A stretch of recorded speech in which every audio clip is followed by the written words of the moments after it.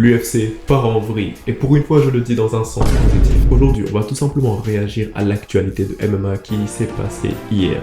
Alors comme tu le sais déjà très probablement, il y a vraiment eu beaucoup d'annonces qui ont été annoncées par le vieux chauve hier nuit. Donc je vais tout simplement passer tout cela en revue. Tout d'abord, il y avait bien évidemment Islam Makhachev qui a rendu sa ceinture en vacances pour partir dans la catégorie des welterweight pour aller pourchasser donc Jack Della Maddalena. On va parler de ça tout de suite. Ensuite, on va également parler du match-up qui aura lieu à l'International Fight Week qui va être le main event de l'UFC 317, à savoir donc Charles du Bronx Oliveira contre Ilia Topuria. Après, je vais te donner bien évidemment mes pronostics par rapport à cela. C'est plutôt évident ce qui risque de se passer lors de ce combat. Ensuite, il y a également Dricus du Plessis qui a été annoncé contre Khamzat Chimaev. Abonne-toi à la zone et si tu kiffes ce genre de vidéo, lâche un like. Si tu les kiffes pas, lâche pas de like. Personnellement, je m'en branle du moment que je fais plein de thunes. Et avant que l'on commence la vidéo, par dans l'espace commentaire, dis-moi entre Ilia Topuria et Charles Oliveira qui gagne le. Comme ça, je peux avoir ton avis cru avant même que tu saches ce que je vais te dire, avant que je te fasse changer d'avis. La première information, c'est par rapport au fait que Islam Makhachev, il va lâcher sa ceinture et partir définitivement dans la catégorie des welterweight. Brother. Ça fait que, déjà, avant même de commencer, moi je suis super triste. Pourquoi est-ce que Islam Makhachev n'a pas gardé sa ceinture de lightweight et il est parti en welterweight prendre une double ceinture? On sait tous que c'est ce que Islam Makhachev voulait. Il l'a dit de manière explicite à de nombreuses reprises. Islam Makhachev ne voulait pas rendre sa ceinture vacante. Il voulait garder la ceinture des lightweight et partir en welterweight, battre Jack Della Maddalena si Belal perdait. Du coup, Belal, il s'est fait détruire, il a gâté tous nos plans. Donc, Islam Makhachev, il est monté carrément dans la catégorie des welterweight. Mais pourquoi est-ce que Boldy, c'est-à-dire Dan White, pourquoi est-ce qu'il lui a fait rendre la ceinture vacante? C'était absolument pas la peine. Les gars, il faut que j'entre dans ce terrain. Il faut que j'entre dans ce terrain. Il y a un truc que j'ai envie de dire et il faut que je vous le dise. Pourquoi est-ce que John Jones, on lui laisse garder la ceinture jusqu'à présent et refuser d'affronter Thomas Pinal, mais Islam Makhachev, on lui fait rendre la ceinture vacante? Il n'y a absolument aucune logique. Si tu refuses de te battre, rends la ceinture vacante et pars. C'est vraiment pas aussi compliqué que ça. Mais John Jones, à l'heure actuelle, il est en Thaïlande et on sait très bien que c'est pas pour le Muay Thai. Mais en tout cas, John Jones n'est pas le sujet de cette vidéo. Mais en tout cas, j'avais vraiment envie de préciser ce point-là sur le fait que c'est vraiment une injustice. Le fait que Islam Makhachev, il est à rendre sa ceinture vacante alors que John Jones, il la garde. Il n'y a juste absolument aucun sens. Donc je vais vous donner mon pronostic automatiquement par rapport à cela. En fait, ce pronostic-là, j'ai l'impression que c'est le pronostic le plus compliqué à donner par rapport à ces trois combats. Tout le monde se dit que Islam Makhachev va venir, il va le soumettre par Dark Choke facilement et tout, mais est-ce que t'es sûr? En tout cas, moi, mon pronostic, bien évidemment, c'est Islam Makhachev par soumission sur Jack Della Maddalena. Mais le truc, c'est que Jack Della Maddalena, je vais juste dire JDM parce que lui, j'arrive pas avec son nom. JDM, il a tellement une bonne boxe anglaise que honnêtement, je ne vois pas Islam Makhachev le toucher avec un truc qu'il n'a jamais vu. Je vois pas Islam Makhachev le sonner. Honnêtement, je vois pas Islam Makhachev le sonner. Tu peux dire ce que tu veux, je sais que Islam, il a bien striké, il a bien boxé contre Dustin Poirier. Mais Dustin Poirier était un petit peu obnubilé par la menace du takedown. Jack Della Maddalena, on voyait très bien lorsqu'il se battait contre Belal Mohamed, qui est un super bon lutteur. Il faut que je le précise parce que j'ai l'impression qu'on commence à oublier ça. People forget, man. Après une défaite, les gens oublient qui tu es. Salut à tous, c'est Benoît Saint-Denis. Jack Della Maddalena, lorsqu'il se battait contre Belal, on s'est rendu compte qu'il n'avait pas du tout peur de la menace du takedown parce qu'il savait qu'il allait juste se relever. JDM, il a tellement une facilité déconcertante à se relever que moi je me dis qu'il n'aura peut-être pas aussi peur que ça de la menace de takedown de Islam Makhachev et ça lui permettra automatiquement de se relever. Et honnêtement, je sais très bien que Islam Makhachev ne va pas mettre KO JDM. Donc, les seules deux façons pour que Islam Makhachev batte JDM, ce sera tout simplement par soumission, je veux dire, ou par décision. Le truc également, c'est que les gens ils sont en mode ouais, Islam il a battu Volkanovski, il peut battre JDM. Ça, je me dis que c'est un argument stupide. Littéralement, c'est stupide parce que JDM est beaucoup plus lourd que Alexander Volkanovski. Et bien évidemment, je sais que Volkanovski, vu qu'il est plus petit, il a plus de technique, il a plus d'explosivité et tout ça que JDM.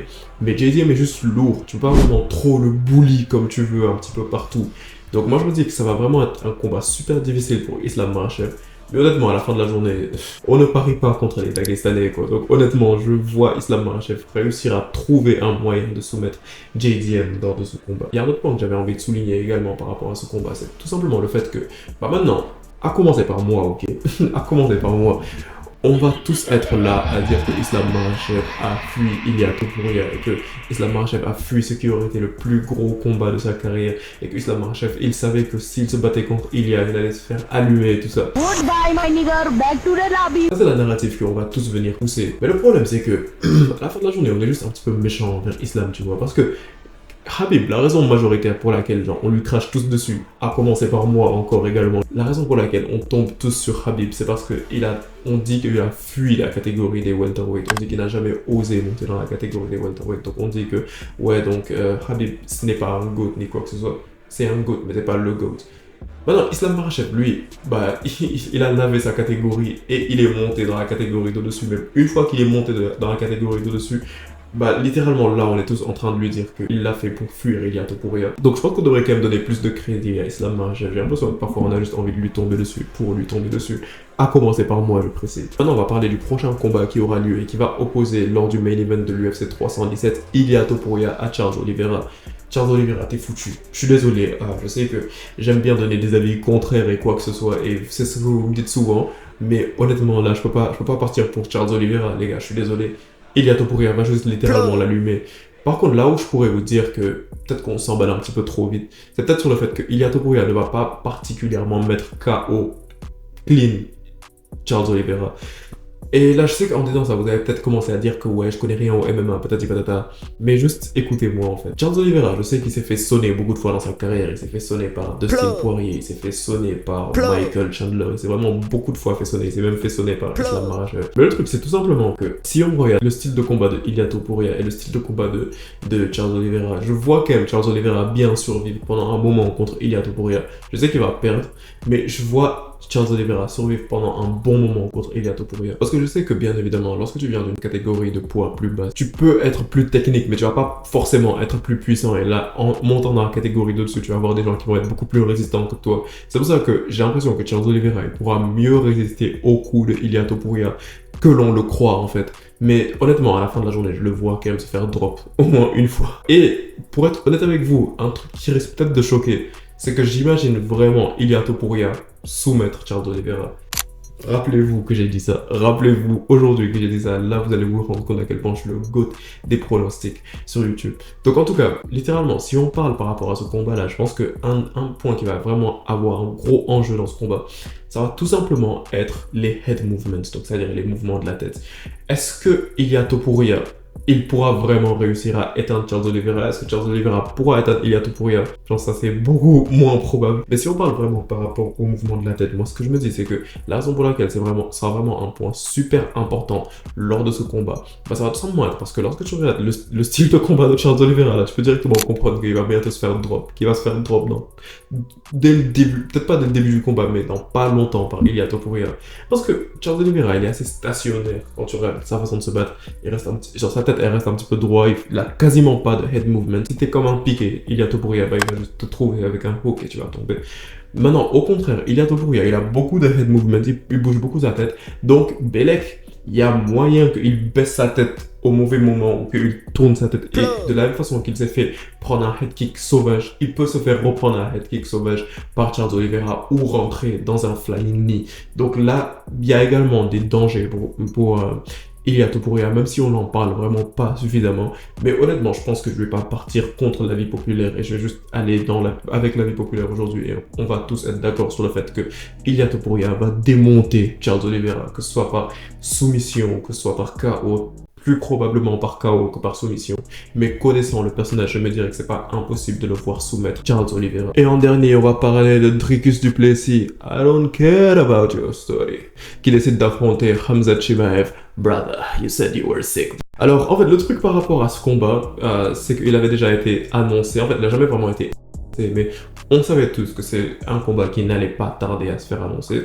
Et récemment, on avait entendu une rumeur qui disait que Dricus du Plessis est blessé et patati patata, donc le combat n'aura pas lieu à l'International Fight Week. Donc ça a commencé à créer de plus grosses tensions entre Dricus du Plessis et Khamzat Chimaev. Maintenant, le truc, c'est que ce combat, il n'a jamais vraiment été annoncé, à part hier, tu vois. Donc, le truc, c'est qu'on savait que Dricus du Plessis n'était pas blessé. Il l'a dit publiquement lui-même. Il a dit que on lui a jamais donné le contrat pour qu'il signe le combat. Donc, on peut pas lui en vouloir d'avoir pull-out du combat ni quoi que ce soit. En plus, je sais pas comment est-ce que les gens, ils osaient en vouloir à Dricus du Plessis pour avoir pull-out d'un combat. Alors que Khamzat Chimaev, il n'a fait que le pull-out. Il a pull-out contre Leon Edwards. Il a pull-out contre Nate Diaz. C'est vraiment le boss du pull-out. Il va jamais avoir de gosse. Je kiffe de fou ce match-up. Je me dis que c'est un combat qui serait super intéressant. Ce combat, c'est littéralement une force immobile contre un objet inarrêtable. Aujourd'hui, j'ai réussi à dire la citation parfaitement. Alors, le truc, c'est que Dricus du Plessis, on sait tous qu'il a un style de combat qui est aléatoire, c'est tout ce qu'il a un style de combat qui est vraiment bizarre et qu'il a un cardio qui est littéralement infini. Khamzat Chimaev, on sait tous que c'est un monstre de cardio du premier round, c'est pas vraiment un monstre de cardio, mais genre c'est vraiment un monstre inarrêtable, une personne qui va venir te mettre une pression insoutenable pendant tout un round, qui va te démonter et il va vraiment essayer de te terminer au premier round. Mais le problème par rapport à Khamzat Chimaev, c'est qu'on a vu que lorsque le premier round passe et que le deuxième, troisième, quatrième, voire cinquième, je pense que c'est la première fois qu'on voit Khamzat aller aussi loin, voire cinquième round s'installe, là on voit que c'est un combat totalement différent. Là c'est le genre de moment où on commence à se dire que oui, comment est-ce qu'il a fait pour se faire dominer par Gilbert Burns à ce point, comment il a fait pour se faire dominer par Kamaru Usman à ce point.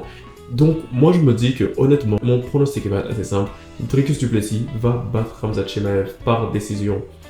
J'ai envie de dire par KO, mais honnêtement je dirais par décision. On s'en fout les gars, en fait je change d'avis. Dricus du Plessis met KO Khamzat Chimaev. Oui je l'ai dit les gars. En fait le truc c'est que je pense qu'on a tendance à oublier que Dricus du Plessis sur ces 22 combats, 20 ont terminé par des finishes. Dricus du Plessis il a vraiment l'habilité de terminer ses adversaires. C'est la raison pour laquelle moi je suis quasiment sûr que Dricus du Plessis pourra terminer Khamzat Chimaev.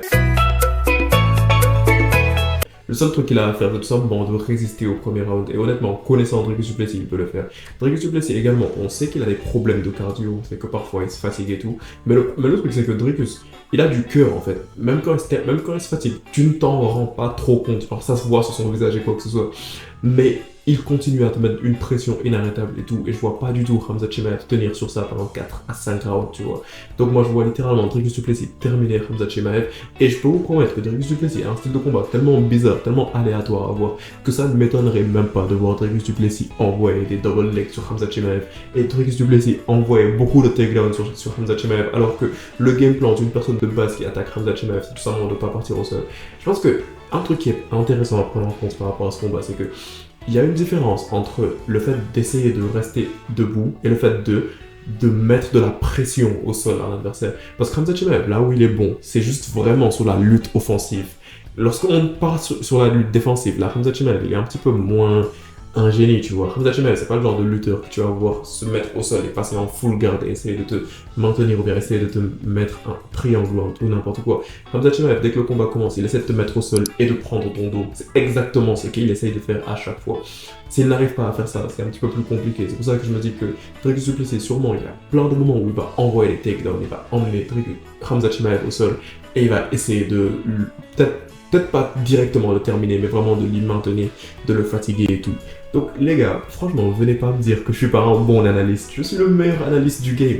C'est une dinguerie comment je suis le meilleur analyste du game, meilleur matchmaker du game. Je donne les meilleurs pronostics, mais abonne-toi. Il y a également un autre point dont je voulais parler et que j'avais oublié de mentionner, c'est tout simplement par rapport à mes critères, donc à mes attentes. Donc là, juste à côté, j'ai mis la carte de l'UFC 317 et comme main event, bien évidemment, tu as Ilia Topuria contre Charles Oliveira, comme main event, Kai Kara-France contre Alexandre Plantora, après tu as Paulo Costa qui se bat contre Roman Kopylov, Benil Dariush contre Renato Moicano, Brandon Royval contre Manel Kape, Jack Hermanson contre Gregory Rodriguez et tout. Donc en fait, comme je vous le dis, ça c'est une bonne carte et tout. Mais à l'heure actuelle, en 2025, les gars, je pense qu'on peut être d'accord sur le fait que Paulo Costa n'a pas sa place dans une main card, d'une carte aussi importante. Où est Mauricio Ruffi? Ramenez-moi quelques fighting nerds et tout. Et c'est pour ça qu'en fait, je vous dis que, en vous disant ça, vous allez vous dire que j'exagère et tout. Mais honnêtement, je peux vous promettre qu'au prime de l'UFC, ce genre de carte-là, c'était banal, quoi. En fait, c'est ce qui est censé être une carte normale. Mais lors de l'International Fight Week, t'es censé voir beaucoup plus d'événements. T'es censé voir les 3 title fights. On aurait même pu avoir Merab Dvalishvili contre Sean O'Malley dans cette carte même. Donc en fait, c'est là que je dis que souvent quand je parle avec des potes et que je leur dis ce genre d'attente que j'ai par rapport à l'UFC, vous me dites que je vise trop haut. Mais en fait, moi je me dis que c'est littéralement réalisable. L'UFC a totalement les moyens de faire ça. Et c'est ce qu'on devrait être en mesure d'avoir. Mais en tout cas, dites-moi ce que vous pensez de ces quelques combats dans les commentaires. Si ce genre de vidéo te plaise, je te conseille tout simplement de t'abonner à la zone. Et vraiment, si t'as kiffé la vidéo, lâche un like. Si tu l'as pas kiffé, I don't give a fuck. et on se capte très bientôt pour une prochaine vidéo, la famille. Peace out.